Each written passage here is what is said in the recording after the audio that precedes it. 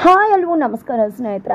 ಇಲ್ಲಿ ತಾಂಡವ್ ಶ್ರೇಷ್ಠ ಮದುವೆಗೆ ಇಡೀ ಕುಟುಂಬನೇ ಎಂಟ್ರಿ ಕೊಡ್ತದೆ. ಎಂಟ್ರಿ ಕೊಡೋದ್ರ ಜೊತೆಗೆ ನಿಜವಾಗ್ಲೂ ಎಲ್ಲ ಒಂದು ಭಾರಿ ಮಹಾ ತಿರುವೆ ಸಿಗ್ತದೆ ಈ ಕತೆಗೆ ಅಂತಲೇ ಹೇಳ್ಬೋದು.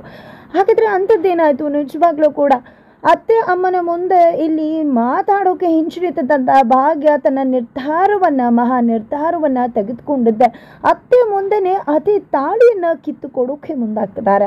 ಹಾಗಿದ್ರೆ ಇಲ್ಲಿ ಮದುವೆ ಮಾಡ್ಕೊಳ್ಳೋಕೆ ಹೋದಂಥ ತಾಂಡವ್ಗೆ ಮುಖಭಂಗ ಆಗ್ತಿದೆಯಾ? ಹಾಗಿದ್ರೆ ತಾಂಡವ್ ಬದುಕಲ್ಲಿ ಶ್ರೇಷ್ಠ ಎಂಟ್ರಿಯ ಜೊತೆಗೆ ಭಾಗ್ಯ ಎಕ್ಸಿಟ್ ಆಗ್ತಿದ್ದಾರೆ. ಏನಾಗುತ್ತೆ ತಿಳ್ಕೋಬೇಕು ಅಂದರೆ ಈಗಲೇ ನಮ್ಮ ಈ ಚಾನಲ್ನ ಸಬ್ಸ್ಕ್ರೈಬ್ ಮಾಡಿ, ಹಾಗೆ ಈ ಒಂದು ವಿಡಿಯೋವನ್ನು ಪೂರ್ತಿಯಾಗಿ ನೋಡೋದನ್ನು ಮರಿಬೇಡಿ. ಇಲ್ಲಿ ನಿಜವಾಗ್ಲೂ ಕೂಡ ಭಾಗ್ಯ ಅವರು ತನ್ನ ಮಗಳಿಗೋಸ್ಕರ, ತನ್ನ ಮಕ್ಕಳಿಗೋಸ್ಕರ, ಮನೆಗೋಸ್ಕರ ಎಂಥ ಒಂದು ಕೆಲಸ ಮಾಡೋದಕ್ಕೂ ಕೂಡ ರೆಡಿ ಆಗಿದ್ದಾರೆ. ಅದೇ ಕಾರಣಕ್ಕೋಸ್ಕರನೇ ಇಲ್ಲಿ ಯಾರಿಗೂ ಕೂಡ ವಿಷಯ ಗೊತ್ತಾಗಬಾರ್ದು, ಗೊತ್ತಾದರೆ ಖಂಡಿತವಾಗ್ಲೂ ಅವ್ರಿಗೆ ಅದನ್ನು ಸಹಿಸ್ಕೊಳ್ಳೋಕ್ಕಾಗೋದಿಲ್ಲ ಅಂತ ಹೇಳಿ ಭಾಗ್ಯಗೆ ಗೊತ್ತಿರೋದ್ರಿಂದಾಗಿ ತಾನು ಎಲ್ಲ ಕೆಲಸ ಮಾಡ್ತಿದ್ದೀನಿ ಅನ್ನೋ ಸತ್ಯವನ್ನೇ ಹೇಳದೆ ಮುಚ್ಚಿಟ್ಟಿದ್ದಾರೆ. ಬಟ್ ಇದರ ನಡುವೆ ಮಾರ್ಕೆಟ್ಗೆ ಹೋದಂಥ ಭಾಗ್ಯಗೆ ಶ್ರೇಷ್ಠ ಎದುರಾಗ್ತಾರೆ. ಬಿಕಾಸ್ ಇಲ್ಲಿ ಭಾಗ್ಯ ತರಕಾರಿ ತೆಗೋಬೇಕಿದ್ರೆ ತನ್ನ ಹತ್ರ ಇರ್ತಕ್ಕಂಥ ಬಜೆಟ್ಗೆ ತರಕಾರಿ ತಗೊಳ್ಳೋಕೆ ಹೋಗ್ತಾರೆ. ಒಂದಷ್ಟು ತರಕಾರಿಯನ್ನು ವಾಪಸ್ ಕೂಡ ಮಾಡ್ತಾರೆ, ಯಾಕಂದರೆ ಅವರ ಒಂದು ಪಾಕೆಟಲ್ಲಿ ಅಷ್ಟು ದುಡ್ಡಿರೋದಿಲ್ಲ. ಇದನ್ನು ನೋಡಿದಂತಹ ಶ್ರೇಷ್ಠ ಭಾಗ್ಯ ಮುಂದೆ ಕೇಕೆ ಹಾಕಿದೆ, ಯಾಕೆ ದುಡ್ಡಿಲ್ವಾ ಹಾಗೆ ಹೀಗೆ ಅಂತ ಹೇಳಿ ತುಂಬಾ ವ್ಯಂಗ್ಯವಾಗಿ ಮಾತಾಡ್ತಿದ್ದಾರೆ. ಈ ಮಾತನ್ನು ಸಹಿಸ್ಕೊಳ್ಳೋಕ್ಕಾಗದೇ ಇರೋ ಭಾಗ್ಯ ಸುಮ್ಮನೆ ನಿಂತರೆ ಜಗಳ ಆಗತ್ತೆ, ಉಳಿದ್ರೆ ಮಾತೇನಿದೆ ಅಂತ ಅಂದ್ಕೊಂಡಿದ್ದೆ ಹೋಗ್ತಾ ಇರ್ತಾರೆ. ಬಟ್ ಶ್ರೇಷ್ಠ ಬಿಡಬೇಕಲ್ಲ, ಹೋಗ್ತಾ ಇರೋ ಭಾಗ್ಯ ಹತ್ರಕ್ಕೂ ಹೋಗಿ ಕೂಡ ತಡೀತಾರೆ.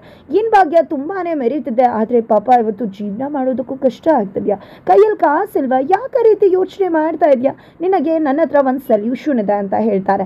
ಅದಕ್ಕೆ ಇಲ್ಲಿ ಭಾಗ್ಯ ನಿನ್ನ ಜೊತೆ ಮಾತಾಡೋದಕ್ಕೆ ನನಗೆ ಸಮಯ ಇಲ್ಲ, ನನಗೆ ಅವಶ್ಯಕತೆ ಇಲ್ಲ ಅಂತ ಹೇಳಿ ಹೊರಟ್ರೆ, ಯಾಕೆ ನನ್ನ ಸೊಲ್ಯೂಷನ್ನ ಹೇಳಿದ್ರೆ ಅದನ್ನು ಒಪ್ಕೋಬೇಕಾಗತ್ತೆ ಅಂತ ನಿಂಗೆ ಕಷ್ಟ ಆಗ್ತದೆ? ಯಾಕಂದರೆ ಯಾವಾಗಲೂ ಹಮ್ಮು ಬಿಮ್ಮು ಅಹಂಕಾರ ದರ್ಪನೇ ತೋರಿಸು, ನಿನಗೆ ನನ್ನ ಸೊಲ್ಯೂಷನ್ ಒಪ್ಕೊಳ್ಳೋದು ಕಷ್ಟ ಆಗುತ್ತೆ ಅನಿಸುತ್ತೆ, ಅದಕ್ಕೆ ಈ ರೀತಿ ಹೋಗ್ತಿದೆ. ಆದರೆ ಏನು ಮಾಡಲಿ, ನಾನು ಸೊಲ್ಯೂಷನ್ ಹೇಳ್ತೀನಿ ಅಂತ ಹೇಳಿದೆ. ಈ ಕಡೆ ಭಾಗ್ಯಗೆ ಯಾಕೆ ಎಲ್ಲ ಕಡೆ ಇಷ್ಟು ಕಷ್ಟಪಡ್ತಿದ್ಯಾ, ನಿನ್ನ ಹತ್ರನೇ ಖಜಾನೆ ಇಟ್ಕೊಂಡು ಬೇರೆ ಕಡೆ ಎಲ್ಲ ದುಡ್ಗೆಲ್ಲ ಕಷ್ಟಪಡ್ತಿದ್ಯಲ್ಲ, ಸುಮ್ಮನೆ ಯಾಕೆ ಈ ತಾಳಿ ಎಲ್ಲ ಯಾಕೆ ಬೇಕು ನಿನಗೆ, ಗಂಡನೇ ಜೊತೆ ಇಲ್ಲ ಅಂದಮೇಲೆ ಈ ಚಿನ್ನದ ತಾಳಿ ಇಟ್ಕೊಂಡು ಏನು ಮಾಡ್ತೀಯ, ಹೋಗಿ ಮಾರಿಬಿಟ್ಟು ದುಡ್ಡು ತೊಗೊಂಡು ಒಂದೆರಡು ದಿನ ಅಚ್ಚುಕಟ್ಟಾಗಿ ಜೀವನ ಮಾಡು ಅಂತ ಹೇಳ್ತಿದ್ದಾಗೆ ಇಲ್ಲಿ ಭಾಗ್ಯ ಸಿಡಿದೇಳ್ತಾರೆ.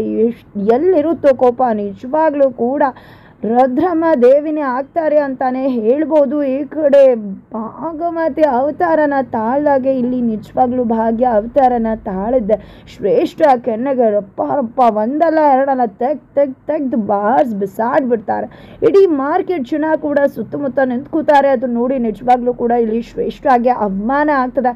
ಏನಪ್ಪ ಇದು, ಎಲ್ಲರ ಮುಂದೆ ಮಗದೊಮ್ಮೆ ನಂಗೆ ಅವಮಾನ ಮಾಡ್ತಿದ್ದಾಳೆ ಅಂತ. ಅದರ ನಡುವೆ ಆ ಕಡೆ ಕುಸುಮ ಅವರು ಪೂಜನ ಕಾಫಿ ತೊಗೊಂಡು ಬಾ ಅಂತ ಹೇಳಿ ಕಾಫಿ ತಗೋತಾರೆ. ತದನಂತರ ಇಲ್ಲಿ ಭಾಗ್ಯ ಫೋನ್ ರಿಂಗ್ ಆಗ್ತಿರುತ್ತೆ. ಏನದು ಭಾಗ್ಯ ಫೋನ್ ತೆಗೆದುಕೊಂಡು ಹೋಗಿಲ್ವಾ, ಹಾಗೆ ಚಾರ್ಜ್ ಹಾಕ್ಬಿಟ್ಟು ಹೋಗ್ಬಿಡಿದಾಳೆ ಅನಿಸುತ್ತೆ ಮಾರ್ಕೆಟ್ಗೆ ಅಂತ ಅನ್ಕೋತಾರೆ. ಬಟ್ ಅಲ್ಲಿ ಮತ್ತೆ ಕಾಲ್ ಬಂದಾಗ ಇಲ್ಲಿ ಕುಸುಮ ಅವರು ಕಾಲ್ ಪಿಕ್ ಮಾಡ್ತಾರೆ. ಆ ಕಡೆಯಿಂದ ಕನಿಕಾ, ಏನು ಭಾಗ್ಯ ಏನು ಮಾಡ್ತಿದ್ಯಾ, ಕೆಲಸ ಇಲ್ಲ ಅಂದಮೇಲೆ ಮನೇಲೇ ಇರ್ತೀಯ ಅಲ್ವಾ, ಏನು ಮಾಡು ಕೆಲಸ ಇದೆ ನಿನಗೆ, ಎಲ್ಲಿ ಕೆಲಸ ಸಿಗುತ್ತೆ ನಿನಗೆ ಅಂತೆಲ್ಲನೂ ಕೂಡ ಮತ್ತೆ ಆ ಕಡೆಯಿಂದ ಕೂಡ ವ್ಯಂಗ್ಯದಷ್ಟು ಮಾತುಗಳು ಕೇಳಿ ಬರ್ತಿರುತ್ತೆ. ಅಷ್ಟರಲ್ಲಿ ಈ ಕಡೆ ಕುಸುಮ ಅವ್ರಿಗೆ, ಏನೇ ಕನಿಕಾ ಏನು ಮಾತಾಡ್ತಿದ್ಯಾ ನೀನು, ನನ್ನ ಸೊಸೆಗೆ ಕೆಲಸ ಸಿಗೋದಿಲ್ವಾ, ನನ್ನ ಸೊಸೆಗೆ ಆಲ್ರೆಡಿ ದೊಡ್ಡ ಕೆಲಸನೇ ಸಿಕ್ಕಿದೆ, ಏನು ಅಂದ್ಕೊಂಡಿದ್ಯಾ ನೀನು ಅಂತ ಅಂದ್ಕೊಂಡಿದ್ಯಾ, ಪಾಪ ನೀನಿದ್ದಿದ್ರೆ ನೀನು ಹೇಳಿದಾಗೆ ಆಗ್ತಿತ್ತೇನೋ, ಪಾಪ ಕೆಲಸ ಸಿಗದೆ ಮನೇಲಿ ಕೂರ್ಬೇಕಾಗಿತ್ತೇನೋ, ಆದರೆ ನನ್ನ ಸೊಸೆ ಭಾಗ್ಯ ಇರೋದು ಅಂದಮೇಲೆ ಕೆಲಸ ಸಿಗದೆ ಇರತ್ತಾ, ಯಾಕೆ ನನ್ನ ಸೊಸೆ ತಂಟೆಗೆ ಯಾಕೆ ಬರ್ತಾ ಇದೆಯಾ ನೀನು, ಯಾಕೆ ನಿನ್ನ ಆಫೀಸಲ್ಲೇ ಬಂದು ನನ್ನ ಸೊಸೆ ನಿನಗೆ ಹೇಗೆ ಪಾಠ ಕಲಿಸಿದ್ಲು ಅನ್ನೋದು ಗೊತ್ತಿದೆ ತಾನೆ, ಅಂದಮೇಲೆ ಯಾಕೆ ನೀನು ಮತ್ತೆ ನನ್ನ ಸೊಸೆ ವಿಷಯದಲ್ಲಿ ಮೂಗು ತೋರಿಸ್ತಾ ಇದೆಯಾ, ಸುಮ್ಮನೆ ನಿನ್ನ ಪಾಡಿಗೆ ನೀನಿದ್ರೆ ಒಳ್ಳೇದು ಅಂತ ಹೇಳ್ತಿದ್ರೆ ಏನು ಕೆಲಸ ಸಿಗ್ತಾ ಭಾಗ್ಯಗೆ, ಎಲ್ಲಿ ಕೆಲಸ ಸಿಕ್ತು ಏನು ಎಲ್ಲವನ್ನ ಕೂಡ ಕನಿಕಾ ತಿಳ್ಕೊಳ್ಳೋದಕ್ಕೆ ಮುಂದಾಗ್ತಾಳೆ. ಬಿಕಾಸ್ ಅವ್ರಿಗೆ ಶಾಕ್ ಆಗಿರುತ್ತೆ.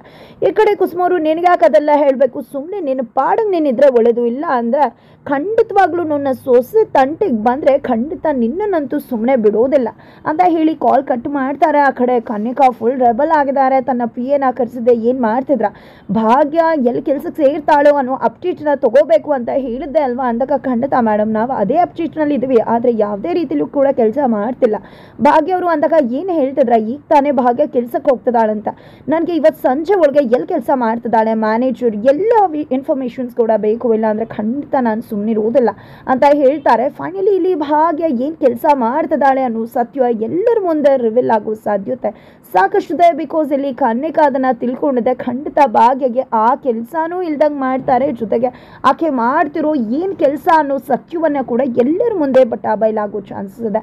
ಇದು ಎಲ್ಲದರ ನಡುವೆ ಆ ಕಡೆ ಭಾಗ್ಯ ಕೆನ್ನೆಗೆ ಬಾರಿಸಿದೆ ಶ್ರೇಷ್ಠ ಕೆಂಡಾಮಂಡಲ ಆಗಿದೆ, ನನ್ನ ಕೆನ್ನೆಗೆ ಬಾರಿಸ್ತೀಯ, ಎಷ್ಟು ಧೈರ್ಯ ಇರಬೇಕು ನಿನಗೆ ಅಂತಂದರೆ ನನಗೆ ಯಾಕೆ ಧೈರ್ಯ ಇರೋದಿಲ್ಲ, ನಿನ್ನಂಥವಳಿಗೆ ಮರ್ಯಾದೆ ಬಿಟ್ಟವಳಿಗೆ ಇಷ್ಟು ಧೈರ್ಯ ಇದ್ದ ಮೇಲೆ ನಾನು ಅಗ್ನಿ ಸಾಕ್ಷಿಯಾಗಿ 4 ಜನದ ಮುಂದೆ ತಾಳಿ ಕಟ್ಟಿಸ್ಕೊಂಡವಳು, ಆ ತಾಳಿಗೆ ಕೈ ಹಾಕೋ ನೀನೇ ಇಷ್ಟು ಮಟ್ಟಿಗೆ ನಡ್ಕೋಬೇಕಿದ್ರೆ ಅಂತ ತಾಳಿ ಕಟ್ಟಿಸ್ಕೊಂಡಿರೋ ನನಗೆ ಧೈರ್ಯ ಬರೋದಿಲ್ವಾ ಅಂತ ಹೇಳಿ ನಿನಗೆ ತಾಳಿ ಬೆಲೆ ಗೊತ್ತಿದೆಯಾ, ನಿನಗಿದು ಬರೀ ಚಿನ್ನದ ತಾಳಿ ಆಗಿರ್ಬೋದು, ಆದರೆ ಈ ಒಂದು ಮಣಿಗೆ ನಿಜವಾಗ್ಲೂ ಕೂಡ ತಾಳಿಗೆ ಎಷ್ಟು ಬೆಲೆ ಇದೆ ಅಂತ ಗೊತ್ತಿದೆಯಾ. ಇದು ಒಂದು ಹೆಣ್ಣಿನ ಬದುಕು, ಒಂದು ಅಮ್ಮನ ಕನಸು, ಹಾಗೆ ಒಂದು ತಂದೆಯ ಒಂದು ಕರ್ತವ್ಯ ನಾನು ನೆನಪಿಸುತ್ತೆ. ಇದೆಲ್ಲ ಕೂಡ ನಿನಗೆ ಗೊತ್ತಿದೆಯಾ, ಇದೆಲ್ಲ ನಿನಗೆ ಎಲ್ಲಿ ಗೊತ್ತಾಗತ್ತೆ ಅಂತ ಹೇಳಿ ಒಂದಷ್ಟು ಸಂಪ್ರದಾಯ ಸಂಸ್ಕಾರದ ಬಗ್ಗೆ ಪಾಠ ಮಾಡ್ತಾರೆ. ಎಲ್ಲ ಜನಗಳಿಗೂ ಕೂಡ ತುಂಬಾ ಖುಷಿ ಆಗುತ್ತೆ ಭಾಗ್ಯ ಮಾತುಗಳನ್ನ ಕೇಳಿದ್ದ. ಬಟ್ ಇಲ್ಲಿ ಶ್ರೇಷ್ಠ ನಿನ್ನ ಅಡ್ಗುಲಜ್ಜಿ ಕತೆ ಎಲ್ಲ ನನ್ನ ಹತ್ರ ಹೇಳೋಕ್ಕೆ ಬರಬೇಡ, ನಿನಗಿದು ಆ ಒಂದು ಸಂಬಂಧದ ಅರ್ಥ ಆಗಿರ್ಬೋದು, ನನ್ನ ಪಾಲಿಗೆ ಇದು ಒಂದು ಚಿನ್ನದ ತಗಡ ಅಷ್ಟೇ ಅಂತ ಹೇಳಿ ಶ್ರೇಷ್ಠ ಹೇಳ್ತಿದ್ದಾಗ ಈ ಕಡೆ ಭಾಗ್ಯ ನಿನಗೆಲ್ಲ ಅರ್ಥ ಆಗತ್ತೆ ಈ ಒಂದು ಸಂಬಂಧ ಬಾಂಧವ್ಯ ಎಲ್ಲ, ನಿನ್ಗೇನೇ ಇದ್ರು ಗೊತ್ತಿರೋದೇ ಮೂಗ್ ತೂರಿಸ್ಕೊಂಡು ಇನ್ನೊಬ್ರು ಜೀವನಕ್ಕೆ ಬರೋದು ಅಷ್ಟೇ ಅಲ್ವಾ ಅಂತಿದ್ರೆ ಸುಮ್ಮನೆ ಇರೋ ಭಾಗ್ಯ, ಏನು ಇಷ್ಟೆಲ್ಲ ಮಾತಾಡ್ತಿದ್ಯಾ, ನಿನ್ನ ಗಂಡನೇ ನಿನ್ನ ಸುತ್ತ ಇಲ್ಲ ಅಂದಮೇಲೆ ಈ ತಾಳಿಗೆ ಯಾವ ಬೆಲೆ ಅಂದಾಗ ನಿನ್ನಂಥವ್ರು ಇದ್ದ ಮೇಲೆ ಇಂಥದ್ದೆಲ್ಲ ನಡೆಯುತ್ತಲ್ವ, ನಿನ್ನಂಥವ್ರು ಎಲ್ಲಿವರೆಗೂ ಇರ್ತಿರೋ ಅಲ್ಲಿ ತನಕ ಇಂಥದ್ದು ನಡೀತಾನೆ ಇರತ್ತೆ ಅಂತ ಕೂಡ ಭಾಗ್ಯ ಹೇಳ್ತಾರೆ. 4 ಜನ ಕೂಡ ಇವಳ ಹತ್ರ ಏನು ಮಾತಾಡ್ತಿದ್ಯಾ ಭಾಗ್ಯ, ಇವಳಿಗೆ ಮಾನ ಮರ್ಯಾದೆನೇ ಇಲ್ಲ, ಇವಳು ನೋಡಿದ್ರೆ ಗೊತ್ತಾಗ್ತಿದೆ ತಾಳಿ ಸಂಬಂಧದ ಬಗ್ಗೆ ಈ ರೀತಿ ಮಾತಾಡ್ದಾಗಲೇ ಅರ್ಥ ಆಗ್ತದೆ, ಇವಳು 3ನೇ ವ್ಯಕ್ತಿ ಮತ್ತೊಬ್ಳು ಅನ್ನೋದು, ಜೊತೆಗೆ ಇನ್ಯಾರ್ದೋ ಸಂಸಾರನ ಹಾಳು ಮಾಡ್ತಕ್ಕಂಥವಳು ಅನ್ನೋದು ಅಂತ ಹೇಳ್ತಿದ್ದಾಗ ಈ ಕಡೆ ಶ್ರೇಷ್ಠ ಕೆಂಡಾಮಂಡಲ ಆಗಿದೆ, ನಿಮ್ಮ ವಿಷಯನ ನೀವು ನೋಡ್ಕೊಳ್ಳಿ ಅಂತ ಹೇಳ್ತಾಳೆ. ನೀನು ಮೊದಲು ನಿನ್ನ ವಿಷಯನ ನೋಡ್ಕೊಂಡು ಹೋಗು, ಅದನ್ನು ಬಿಟ್ಟು ಭಾಗ್ಯ ತಂಟೆಗೆ ಬಂದರೆ ನಾವೆಲ್ಲ ನಿನ್ನ ಕತೆನ ಮುಗಿಸ್ಬೇಕಾಗತ್ತೆ ಅಂತ. ಇಲ್ಲಿ ನಿಜವಾಗ್ಲೂ ಕೂಡ ಭಾಗ್ಯ ಮೇಲೆ ಕೆಂಡ ಕಾಡ್ತಾ ಶ್ರೇಷ್ಠ ಎಲ್ಲ ಗುಂಪನ್ನ ಸೇರಿಸ್ಕೊಂಡು ನನಗೆ ಅವಮಾನ ಮಾಡಿ ರುಚಿಗೆಡಿಸ್ತಿದ್ಯಾ, ನೋಡ್ತಾ ಇರು ಏನು ಮಾಡ್ತೀನಿ ಅಂತ, ತಾಳೆ ಇದೆ ಅಂತ ಮೆರೀತಿದ್ಯಾ ಅಲ್ವಾ, ತಾಳೆನೇ ನಿನ್ನ ಕುತ್ತಿಗೆಯಲ್ಲಿ ಇರಬಾರ್ದು, ನಿನಗೆ ಹೇಗೆ ಪಾಠ ಕಲಿಸ್ತೀನಿ ನೋಡ್ತಾ ಇರು ಅಂತ ಚಾಲೆಂಜ್ ಮಾಡಿ ಬಂದದ.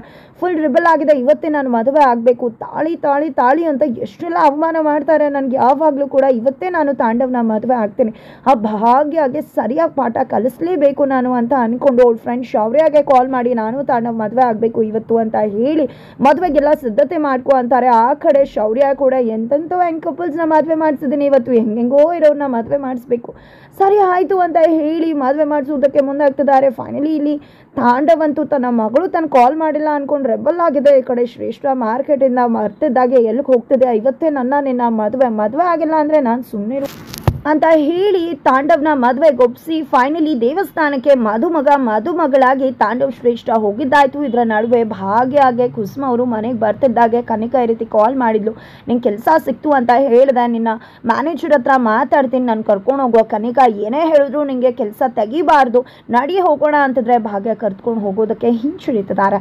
ಬಟ್ ಕಟ್ ಮಾಡಿ ನೋಡಿದ್ರೆ ಈ ಕಡೆ ತಾಂಡವ್ ಶ್ರೇಷ್ಠ ಮದುವೆಗೆ ಕುಸುಮ, ಪೂಜಾ, ಸುನಂದ ಹಾಗೆ ಭಾಗ್ಯ ಎಲ್ಲರೂ ಕೂಡ ಎಂಟ್ರಿ ಕೊಟ್ಟಿದ್ದಾರೆ. ಈ ಕಡೆ ಮಗನ ಕುತ್ತಿಗೆ ಪಟ್ಟೆ ಹಿಡಿದು ಪ್ರಶ್ನೆ ಮಾಡ್ತಿದ್ರೆ ಅವ್ರಿಗೆ ನಾನು ಬೇಡ ಅಂದಮೇಲೆ ಈ ತಾಳಿ ನಿಜವಾಗ್ಲೂ ನನಗೆ ಭಾರವಾಗುತ್ತೆ ಅಂತ, ಯಾವುದೇ ಕಾರಣಕ್ಕೂ ಈ ತಾಳಿ ನಂಗೆ ಬೇಕಾಗಿಲ್ಲ ಅಂತ ಹೇಳಿ ಇಲ್ಲಿ ಕುತ್ತಿಗೆಯಲ್ಲಿರೋ ತಾಳಿಯನ್ನು ಕಿತ್ತು ತಾಂಡವ್ ಕೈಗೆ ಕೊಟ್ಟೇ ಬಿಡ್ತಾರೆ ಭಾಗ್ಯ. ಫೈನಲಿ ಆ ಕಡೆ ಶ್ರೇಷ್ಠ ಕುತ್ತಿಗೆಗೆ ತಾಂಡವ್ ತಾಳಿ ಕಟ್ಟಾಯಿತು. ಹಾಗಿದ್ರೆ ತಾಂಡವ್ ಶ್ರೇಷ್ಠ ಮದುವೆ ಆಗಿದ್ದಾಯಿತು. ಹಾಗಿದ್ರೆ ಇನ್ನು ಭಾಗ್ಯ ಬದುಕು ಹೇಗೆ ಸಾಗುತ್ತೆ ಅನ್ನೋದನ್ನು ತಿಳ್ಕೋಬೇಕು ಅಂದರೆ ಮುಂದಿನ ವೀಕ್ಷೆಗೋಸ್ಕರ ವೇಟ್ ಮಾಡೋದನ್ನು ಯಾವುದೇ ಕಾರಣಕ್ಕೂ ಕೂಡ ಮರಿಬೇಡಿ.